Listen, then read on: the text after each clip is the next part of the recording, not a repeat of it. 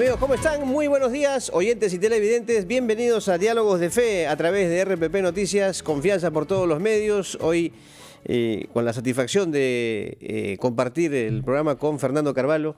¿Qué tal, Fernando? Muy bien, Carlos. Muy buenos días. La satisfacción es mía también de poder compartir este espacio, Diálogos de Fe, y en este caso tenemos un invitado de terreno, un párroco de un distrito cercano acá, que está acostumbrado a tener su contacto con la comunidad. Así es.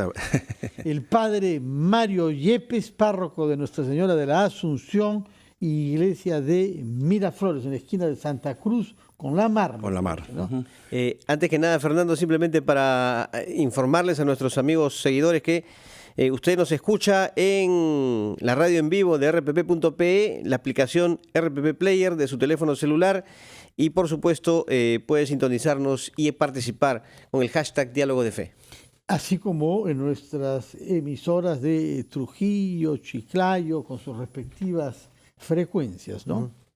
Bueno, el tema de hoy tiene que comenzar con el Evangelio que se leerá mañana en la misa, y en este caso es un texto tomado de Lucas, en el que Jesús habla con los apóstoles y pone el ejemplo célebre de el grano de mostaza.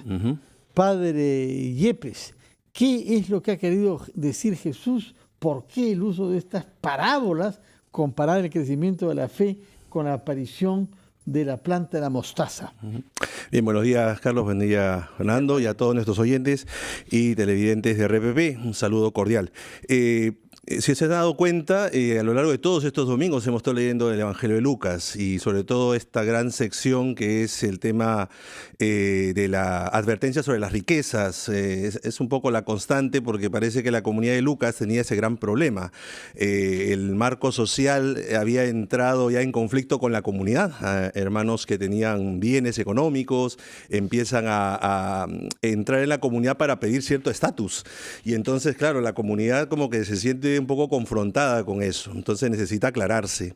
Y este evangelio, el que vamos a leer este domingo, cierra toda este gran largo discurso con estos dos ejemplos. El primero es sobre el tema de la fe, y aunque hay uno que no aparece ahí, no está tomado ahí, que es el tema del escándalo, el cuidado ante ese peligro del escándalo, el tema de la fe y el tema de la humildad, ¿no?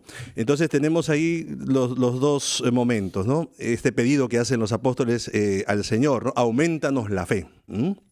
Y el Señor apela a este ejemplo del grano de mostaza. En realidad, aquí apelaríamos a pensar que no es tanto el hecho de tener mucha fe, ¿no? Sino es tener al menos esa poca fe que sea capaz de producir mucho, ¿no? Y esa es la comparación del grano de mostaza, porque ese grano de mostaza es muy pequeñito, pero resulta ser que cuando crece pasa a ser un arbusto bastante grande, ¿no? Pero, padre, nosotros en nuestra vida siempre tenemos momentos de baja en cuanto justamente al tema de la fe. De la fe. Por X motivos que se nos presenten, experiencias diversas, ¿no? Negativas. Entonces, ¿cómo tenemos que enfrentar ese momento? ¿No? Porque uno dice, caramba, pido mucho a Dios, pero sin embargo no soy bendecido, las cosas me salen mal, etcétera, etcétera. ¿Cómo en ese momento tenemos que actuar? Bien, yo creo que es importante distinguir el tema de la fe en el marco de lo que es. A veces hemos pensado que la fe solamente es un esfuerzo personal, ¿no? O sea, confiar en mis fuerzas de que puedo lograrlo, y no dar el espacio también de la esperanza del tiempo, la esperanza de saber que tengo que discernir bien qué es lo que realmente necesito.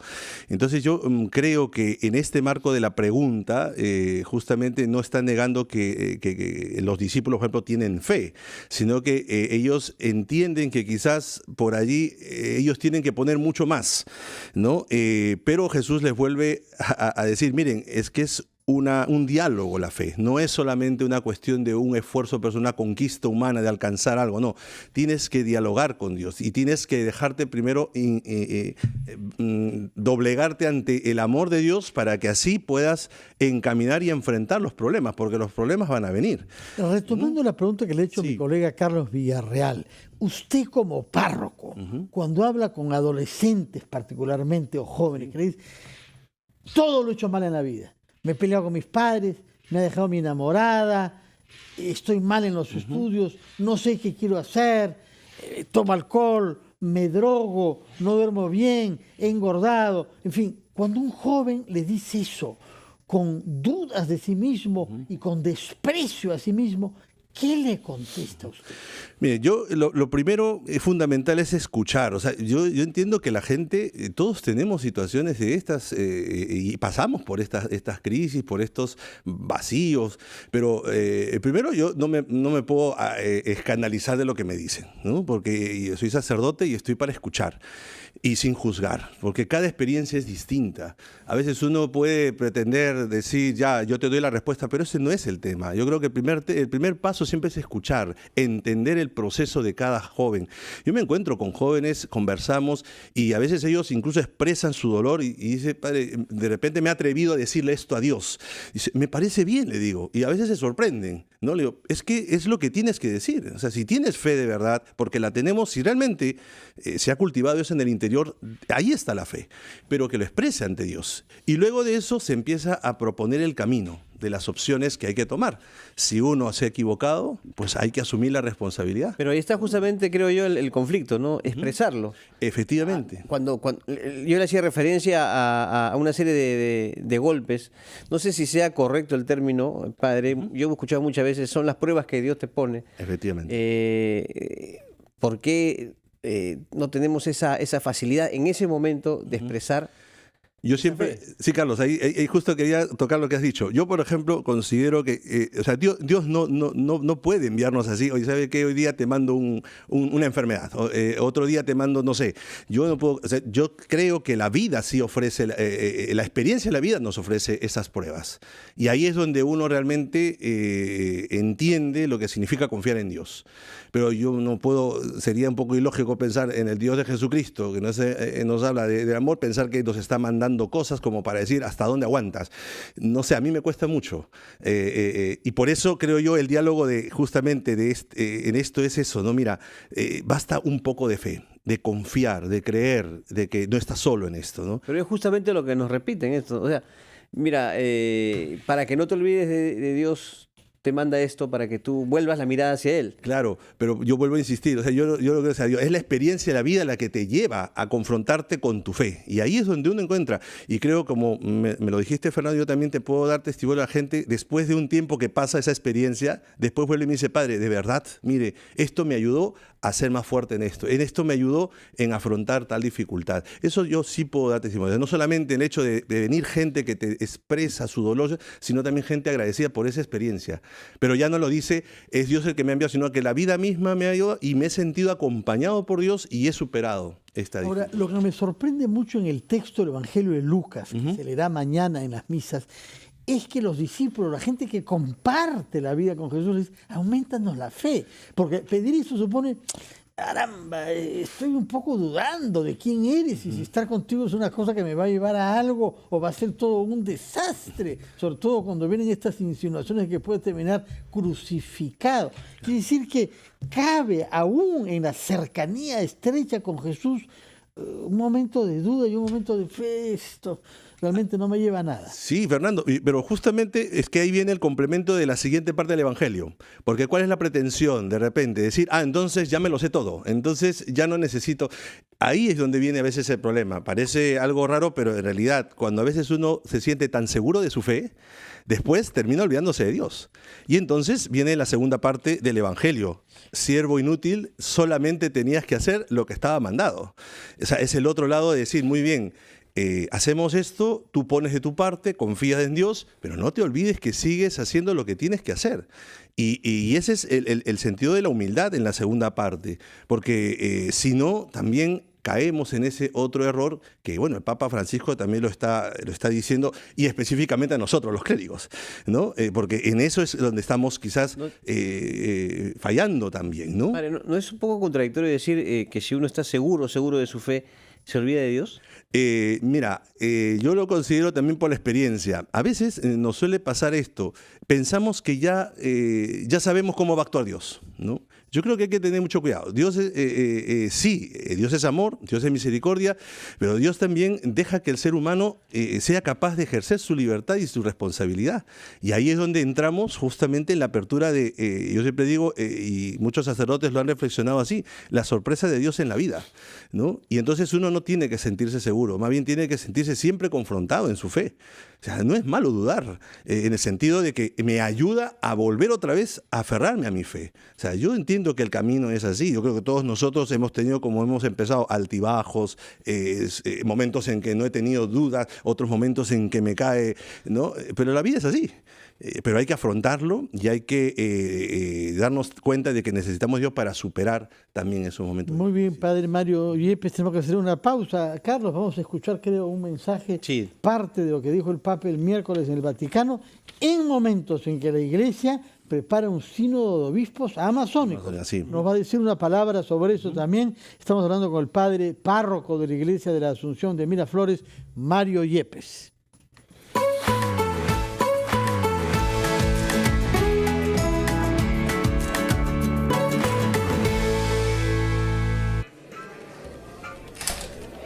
Hola Ángel, ¿irás a la reunión? Sí, claro, termino igual. No te olvides que el bono de alquiler solo se otorgará a parejas que paguen renta mensual de vivienda no menor a los 0.78 UIT No te y que entiendo. no supere los 0.371 UIT. Entonces ahí te veo.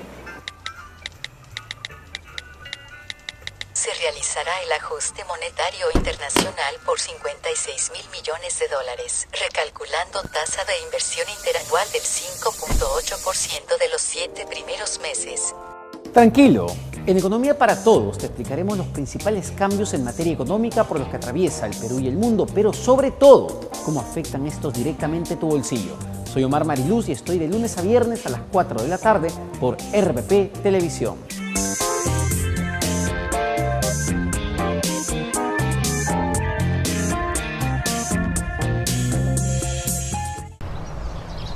Radio Oxígeno.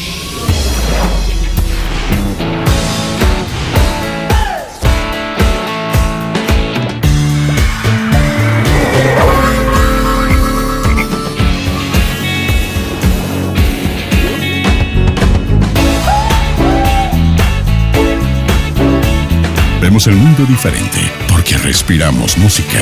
Radio Oxígeno. Clásicos del rock and pop. Tres sujetos armados nos están asaltando.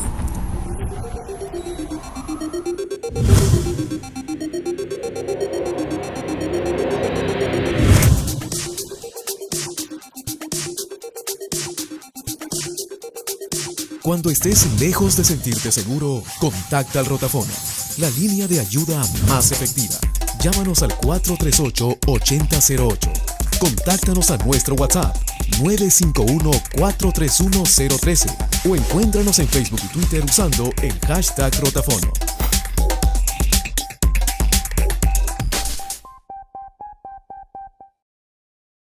RPP, confianza por todos los medios.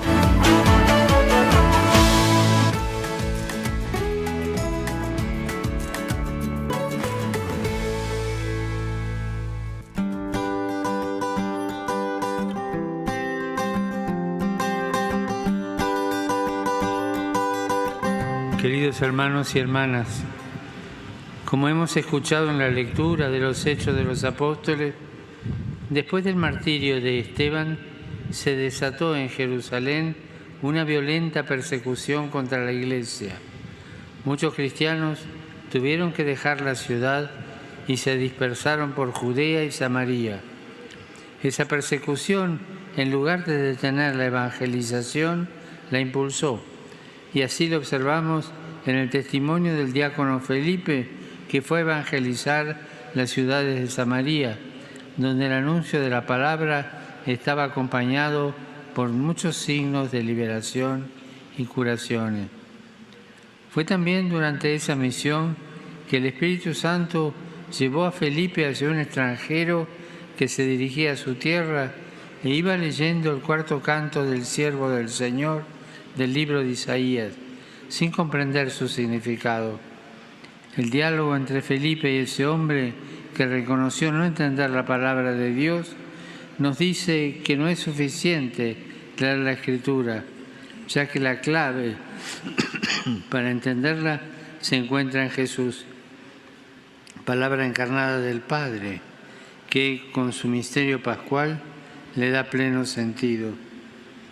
El encuentro con Felipe impulsó al etíope a pedirle el bautismo, que al recibirlo lo convirtió en un hombre nuevo y lo marcó con el sello de la alegría del Espíritu Santo, fuente de esperanza para su camino.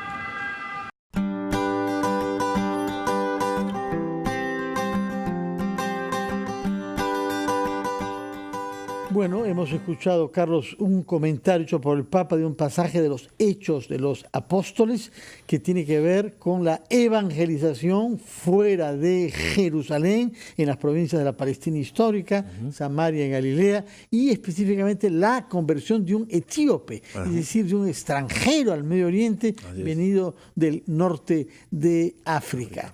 Esto lo dice el Papa en momentos en que la Iglesia está muy comprometida con un sínodo de obispos amazónicos. Hay un énfasis puesto en ese tema desde antes que se ponga de actualidad por los incendios. Esto es una cosa que viene de varios años. Ya lo anunció cuando vino al Perú y estuvo en Puerto Maldonado. Pero en el contexto de este sínodo amazónico, un tema que se ha planteado es la posibilidad de que la Iglesia Católica admita la ordenación como sacerdotes de hombres casados. Se trataría de una revolución porque estamos ante una prohibición que tiene más de 1000 años. Pero en realidad hubo sacerdotes casados antes y lo sigue habiendo en la Iglesia Católica en algunos casos específicos como en Ucrania y en el Líbano.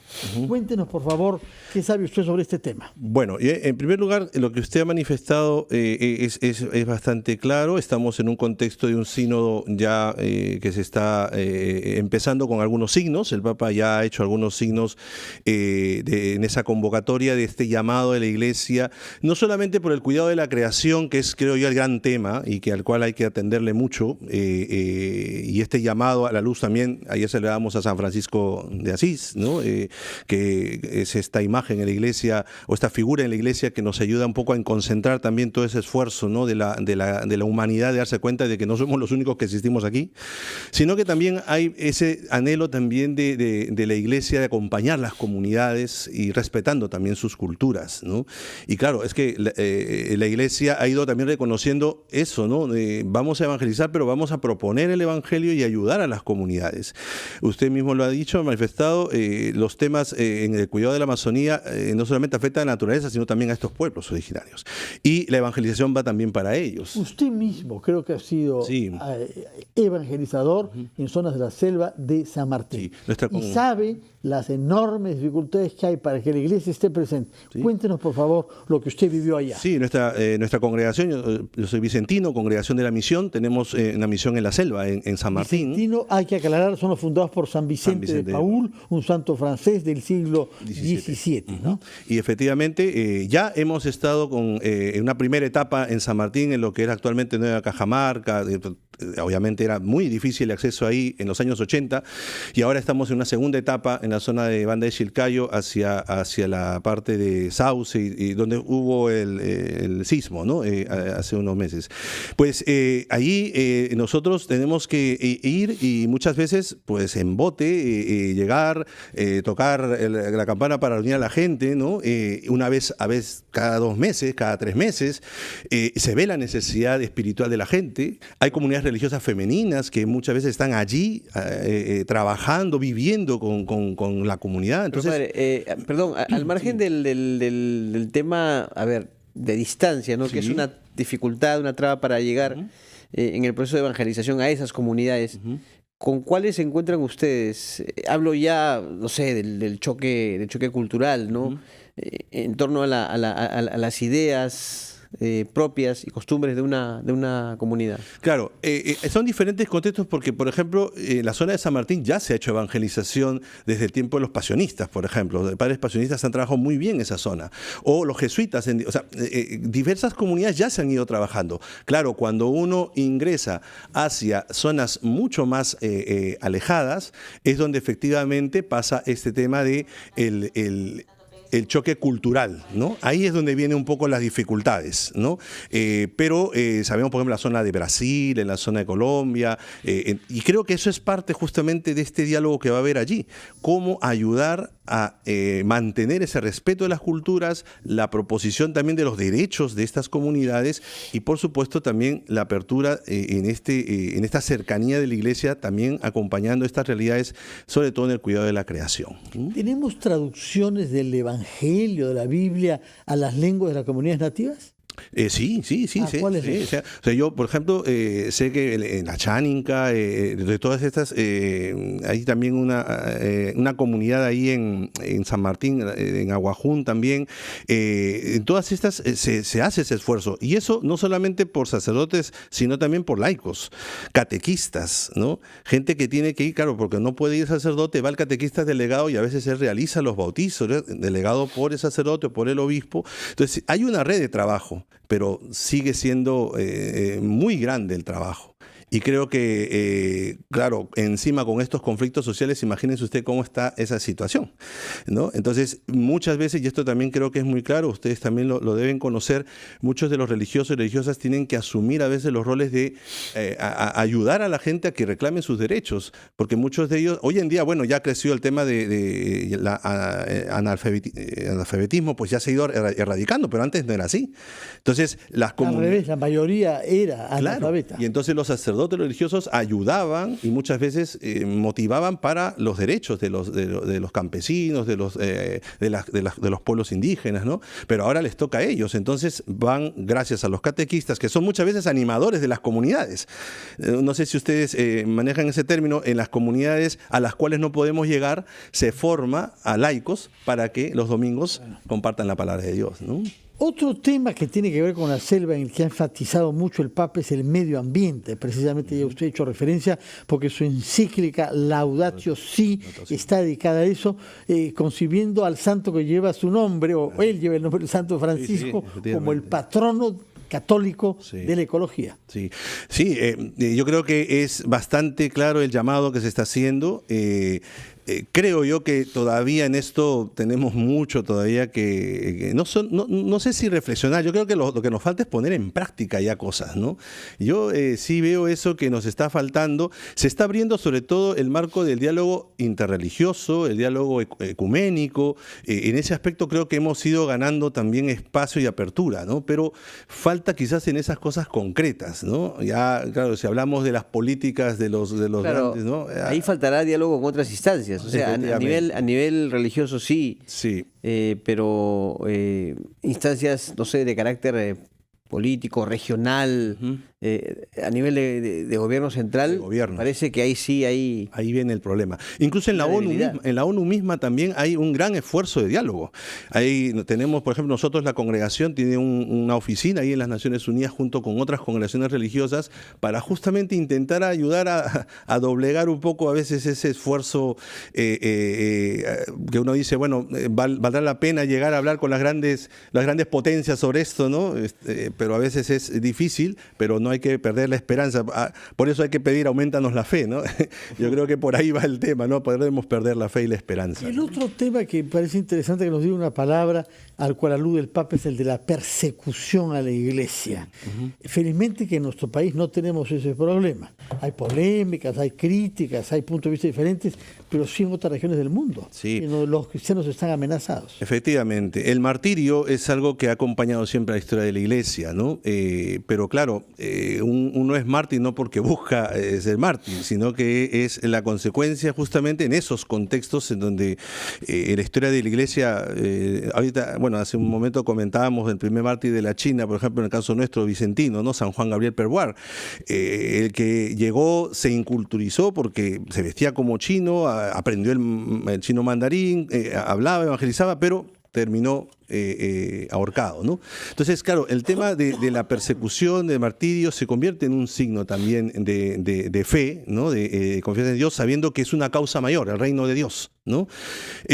Hoy en día hay comunidades, sí, en el mundo todavía que se vive esa persecución, pero bueno, seguimos trabajando también por la libertad religiosa, no solamente como cristianos católicos, sino también en todo contexto de religión, ¿no? Padre Mario Yepes, muchas gracias, y podemos contar con usted quienes quieran consultas del texto hebreo de la Biblia. Usted es profesor de hebreo en el Instituto Superior de Estudios Teológicos, y también quienes tengan dudas de fe o dudas sobre sí mismos pueden acudir a usted, me imagino, como párroco de la Iglesia de Asunción, aunque no sean miembros de esa parroquia. No, sí, ahí los sacerdotes estamos para eso, para atender. Somos 3 sacerdotes que estamos allí, en todas las comunidades, y eso insisto, como iglesia que somos, y vuelvo a insistir en lo que dije, lo primero es escuchar, y creo que mucha gente necesita ser escuchada, y para eso estamos los sacerdotes, para poder atenderles. Muchas gracias, Padre. Gracias, Padre, muy amable. Sorprende si cualquier día vamos nosotros, Carlos, a hacerle consultas al Padre Yepes y hasta nos escuchar, ¿eh? O en todo caso,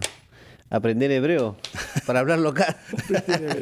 Bueno, creo que hay algunos congresistas que también tienen ahora dudas, que quizás van a recorrer a usted para que le explique en hebreo la Biblia y para que les ponga su oreja generosa. Muchas gracias, Mario Yepes, sacerdote párroco de la Iglesia de la Asunción de Miraflores. Muy buenos días, gracias por venir a RPP para Diálogos de Fe. Carlos, feliz fin de semana. Igualmente, feliz fin de semana, y nos reencontramos el próximo sábado. Buen día.